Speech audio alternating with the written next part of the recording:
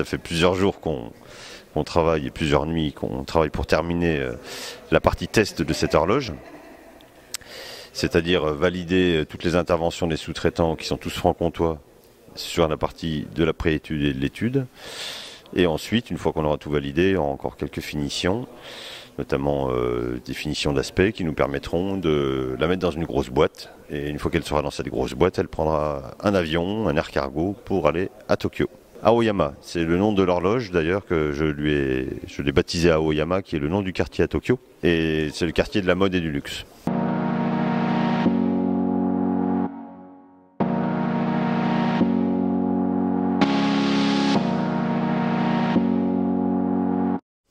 Donc cette horloge ira sur un concept store, sur un grand bâtiment vitré de plusieurs étages, et deviendra l'icône de ce bâtiment du client qui est le Via Bus Stop Museum, qui est un concept store. Ils vendent Gautier, ils vendent Sonia Rykiel, ils vendent beaucoup de marques françaises.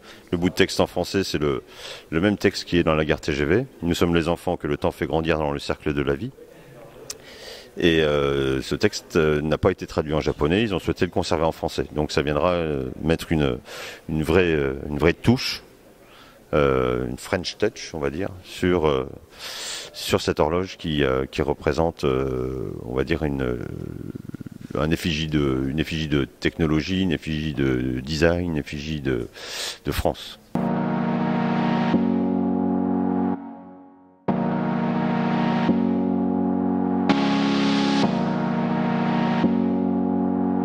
Alors cette partie est une partie qui est composée d'un centre qu'on va appeler un planétaire, qui fait tourner un satellite. Le satellite tourne au rythme de la minute, c'est-à-dire que la petite roue à l'extérieur est un satellite qui fait un tour en une minute. Ça c'est la roue d'entraînement qu'on va appeler la roue intermédiaire.